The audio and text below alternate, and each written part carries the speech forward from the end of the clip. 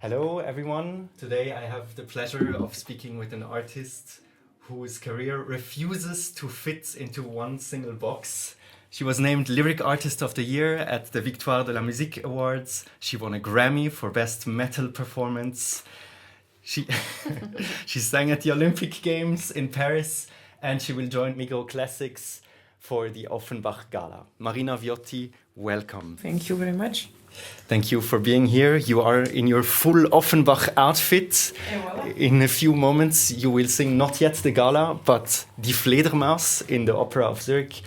How did everything start? Your first encounter with Offenbach, maybe a specific role you remember? Yes, so I always liked Offenbach because I thought it was a very good balance between humour and depth. And there's a lot of strong women characters and a lot of mezzo have the main role. So it's perfect for me. It was my first encounter was the Grande Duchesse de Gerolstein in Luzern Theater. I did that. It was half in French, half in German. And I loved this character. She was way over the top, so strong, so funny, a bit sensitive, a bit bipolar, let's say. Mm-hmm. And I thought, wow, this is such a good music. And then a lot of years passed, and Offenbach will play a second time a very big role for me in my career. I will jump in for a colleague in La Péricole in Théâtre des Champs-Élysées, a new production of Laurent Pelly that is a lot on the television. You can see it. It's absolutely brilliant production, amazing cast, only friends on stage. I think I never had so much fun in my whole life on stage. We did, I think, 12 or 15 shows, all sold out. The audience was laughing from beginning to the end, and it was vocally spot on for me. It was exactly my voice. The character is a bit similar to my own story. She comes from the music, like the electric in this production. She's a rocker, full of tattoos in the street, playing guitar, and then she becomes this diva in the salon. And it kind of reminded me a bit of some part of me, and there is also a political aspect. So I really discovered another part of Offenbach, and since then I always add those two areas, the famous one, La Griserie and Je t'adore brigand, in my recitals, and they have so much success. It never gets old. Offenbach is like a hit maker. It's really amazing. This humor that you mentioned is actually almost like a character that keeps coming back in almost all of his operettes, no? What are your tools musically or technically to communicate this humor? I think you have to do it with a lot of seriousness, which is the paradox, because you cannot laugh yourself, which is very difficult sometimes. You have to be able to be so precise with the rhythm. A joke has to land at the right time. You have to also plan a silence before or after, an answer from the audience, from your colleagues. Sometimes the audience laughs in a moment that was not planned. So how do you react to this? How do you feed yourself with this? So it's a big art form, comedy, I think. And it's something I enjoy probably more than tragedy for some, maybe because it's closer to my own personality. I think since I'm a kid, I like to make people laugh, and I'm a very smiley and positive and joyful person. So it's just natural for me. And there's nothing I enjoy more than seeing an audience going out of the theater with a big smile on their face, and to feel that I have been part of this, to give them some joy, to make them laugh. It's such a great feeling. And I also like the improv part of comedy. Sometimes things happen on stage and it's hilarious. It's moments you will never forget in your life. Do you remember something specific that happened in terms of improvisation or spontaneous? There's one, it was a Barbiere di Siviglia in the Bolshoi Theater in Moscow. And it was very, very warm. It was in summer. And I had this corset, and there's always this very, very important key moment with the biglietto, the little note. It's a key note of the whole story. It's very important that I have this biglietto in my hand. And Figaro tried to teach me, for that you should write a note. And I'm like, yeah, I do have a note. And usually you do this. And the problem is it went so deep in my décolleté that it got totally wet, and I could not find it. So I says, un biglietto, eccolo qua. And I said, un biglietto. And then I did this to the maestro. The whole opera stopped, and I was like turning to not show the audience. Like I put my hands really like deep in my décolleté, trying to find, and then I extract pieces of this biglietto, and I was starting to cry, and I was like, a cry of laugh, and my colleague could not look at me. The conductor was dying. The audience, we were like, it was a general big laugh, because obviously there was no more biglietto. So that's a moment of big loneliness, but as well one of the best moments that ever happened, because how do you bounce back for that, and how you use this as another joke. Yeah, so it's an interesting paradox between this seriousness and precision that you have to land, exactly, and those moments that But stuff through happens. this structure and through this preciseness comes comedy and comes freedom and improvisation. I always believe there's first technique and hard work, and then you can be free, and interpretation, and then emotions. For me, it's a very, very logical method. But I would say really in comedy, more than in tragedy, timing and rhythm of, often there are dialogues, matters more. The precision matters more. You have, throughout your career, of course, walked many paths. And one of them is that you've specialized really in Belcanto singing, as you mentioned also with this Barbiere. For you, what are the similarities or differences perhaps between Belcanto and when you sing Offenbach? It's, of course, Belcanto for me is a tool I use for everything else, more or less. It gives you, it's like a painter who has so many possible colors and techniques to paint. So Belcanto is all those colors. You learn how to use your instrument to create colors, like a diminuendo, a little like very, very floating sound without vibrato, or making it round a big, enveloping everything and taking it back. It's like this, like, this would be like from 0 to 100, and you have to explore all of this, because Belcanto is all about the singing. So when you have this, you can use all these little colors in other genres. Of course, some things like those portamenti, maybe we don't use that much, but I think in Offenbach, to express something, you can use them as an effect. So basically, it's a way of expression that is super important for everything else. And I use it for Offenbach as well. For instance, in Pericole, there is this letter that she writes for breaking up with her boyfriend that she actually loves. It's a very emotional moment, and I did the whole second strophe in a pianissimo, beautiful, like color, very intimate.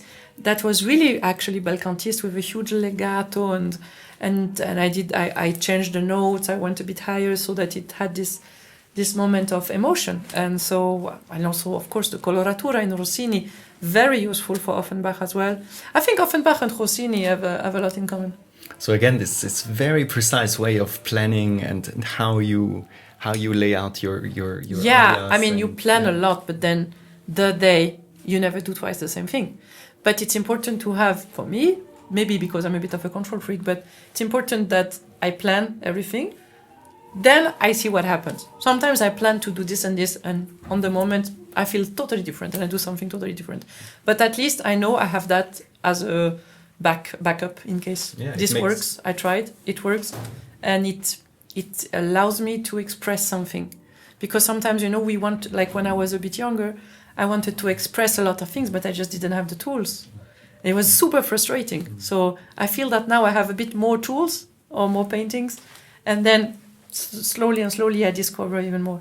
Yeah, it makes you even more free in the end. Yes, It's very much. Nice.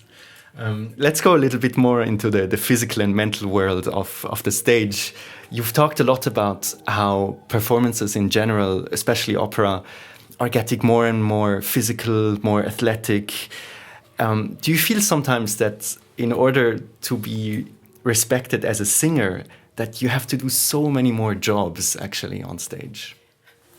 I don't know if it makes you more respected, because we also have singers who are not able to do a lot of things physically.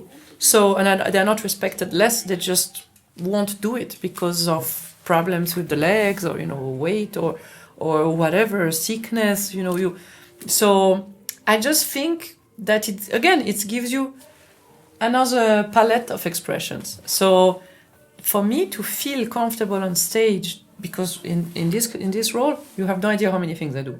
I dance, I switch characters, I have to completely switch my way of moving, speaking, accents. Like, you have to really work on those different skills physically. In front of the mirror, I watch how I'm going to act like an old lady, and then as a macho man, and then as a Spanish dancer. You know, it's different gestures, different. So it's basically acting skills, but also you have to be physically prepared. Like, you know, I have this ring that is a connected ring, like a watch, and it tells me how much calories I burn. On this stage, I burn more than when I go to the fitness sometimes. So it is a sport. It really is. In some productions, what we have to do is super physical. So you have to be prepared so you're not out of breath. So you are like feeling strong. Also, as a mezzo, I have a lot of roles that are sexy. So I have to feel sexy with my own body if I want to act a sexy woman, you know. So I work on it. I work on it to feel confident enough and to feel that I can respond if someone... Of course, some stage directors, they ask you too many things. And when I cannot. Like, I'm not a very graceful person. So ballet stuff, I always say no. But in general, I love the fighting scenes. I love the sword fights. I can dance, other stuff. So I'm usually very keen on trying this challenge. Whether I can physically do it or not depends on what I'm asked. But I will always try, and I will train for that. Like in Olympiade, recently in Théâtre des Champs-Élysées of Vivaldi, I was doing Olympian hero, kind of a half god. So I had this huge fake bodybuilder outfit, and so I took some judo class because I had to throw a camera. Like, it had to come very naturally. So I took a few hours of training for that. So I boxed. I think it's fantastic, exactly like actors do for a movie. Okay, yeah. So if I understand your work at an opera house correctly, you often spend a month or a month and a half at a house, and you rehearse very intensively. You get to know your artistic partners on a very intimate level, and you sing a lot of shows. And I'm wondering what happens mentally and physically with you after you sing the last show. Depends what it was. In some productions, we don't have so much contact with our colleagues because, for instance, every time I do a Rigoletto, I'm Maddalena, I come on the last 15 minutes, so I miss a lot of rehearsals. I don't really see my colleagues that much. In productions like this, of course, it's a group thing. We are a lot of people on stage, so we usually go out together, we go for coffee, we go for Glühwein. So it's like a team. And then it's, of course, you get attached, and then you have to say goodbye sometimes forever. Sometimes you see them again in a different production, in a different country, in 2-3 years, you don't know. So you get used to it, to kind of enjoy the moment when you can with those people, because you don't know how long it will last. And also enjoy, like, try not to be sad when it's over. Sometimes it's hard because you really miss it. You had such a great time, you know, when it's really... Sometimes you really are lucky and the cast is becoming friends, and it's hard to leave friends you just met, you know, you just made friends, and then bam, you leave to a different place, different production, different people. It's hard. You get used to it, and you try to enjoy as much as possible the positive. This is my philosophy of life. So make the maximum. Exactly. And of course you keep contact. We have internet, Instagram and all this. But it's not the same. Yes. So when you're not on the opera stage, you are on many other stages. You also sing symphonic metal. And what are some of the biggest stereotypes that you encounter on a regular basis that one world might have about the other? I often get this question like, how don't you break your voice? I'm like, guys, if a singer can sing every day in a different place, 2 hours of a show screaming, and still do it for the rest of his life, there must be a technique behind this. It's not just screaming. So a baby screams for a whole year and is never breaking his vocal cords. So screaming is a technique. Growling, there's actually so many different type of growling. So that's a big stereotypes I get from the outside of metal world. And from the metal world, I think there is a huge respect for classical music and a bit like a fear that we will be arrogant and diva and take them like from up, so superior. And yeah, so that's something that exists in the opera world, but exists as well in every world. There's always people that will feel like they are above. So yeah, I try to break all those cliches one after another. What's the best trick to scream for 2 hours? Involve your diaphragm and the breathing. Exactly like opera. You have to bring the support of your body, knows what you're doing, healthy life. So funny now, the metal world has changed a lot. Now people go to CrossFit, they're doing juices, they are super healthy, no cigarette, no alcohol, because they are performing. Because also of all the social medias, now we can compare. People are very exigent. So it's super interesting to see how the metal world has evolved. Yeah. Compared to when I was a metalhead long ago. It really changed. I was so surprised. So it's good. It's becoming a real technique like everything else. Yeah, so this the standards are getting higher and higher. No? Higher and higher competition as well. Exactly like in the opera world. What about for you, when you sing on stage and you go off stage, what makes a performance a good performance for you? I don't really care if I was technically perfect. I actually don't think about it.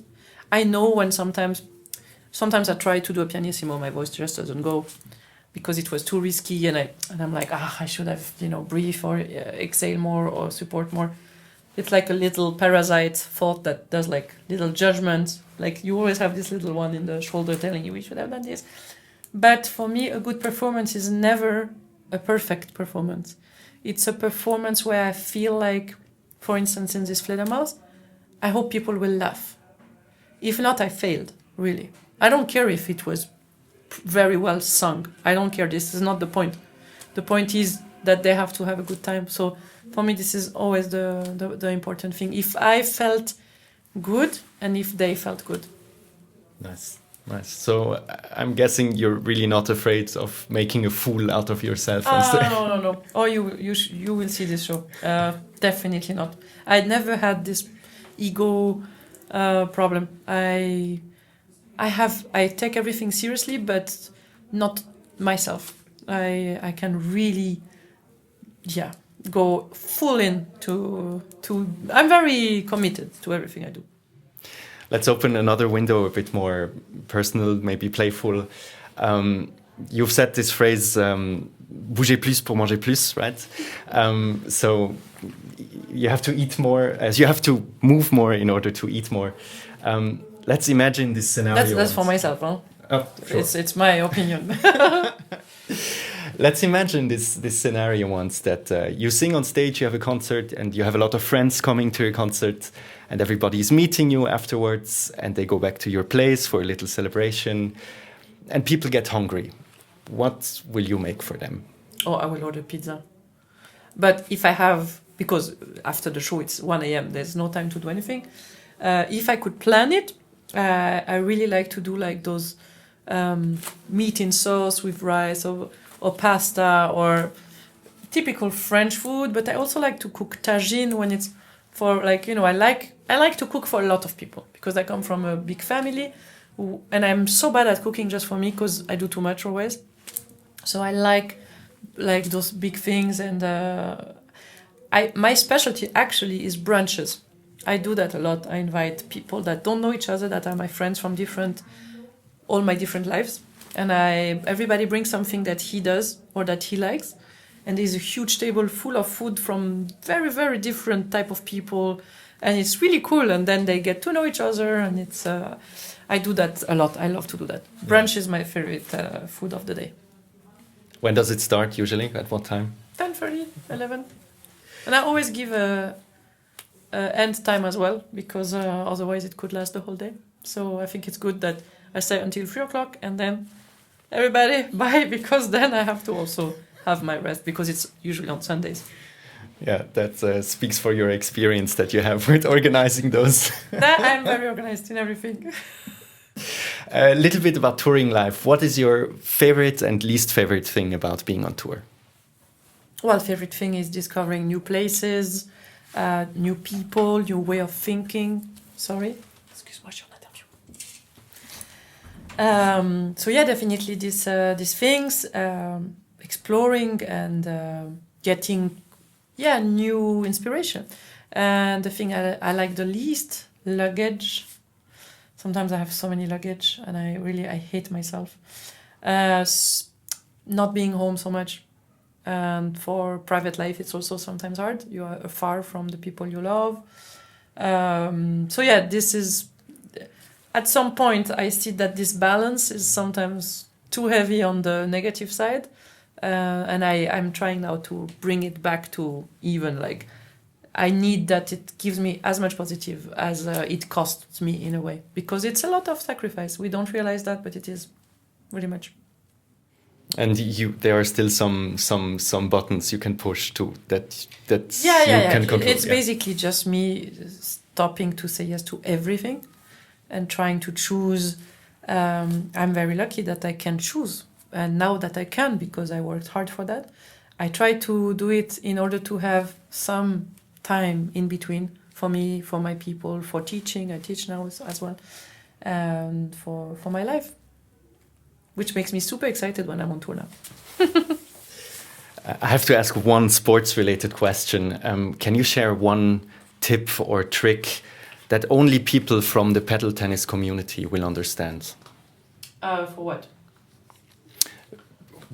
Anything that makes them better. But only people who know that sport. In paddle? Yeah. Communication. Yeah, we don't think about it, but it's a sport that people talk the whole time together. And if you don't talk to your partner, it cannot really work, because many times, you are back to the opponent and he is your eyes, your partner is your eyes. So he has to tell you where they are so that you know what you do for the next move. And he's also avoiding him or you to smash your partner's face. That's because you say, I get it. If you don't say it and both are very excited, this is when accidents happen. And I know what I'm talking about. I hope this didn't happen to you. It did, oh, no. Several times.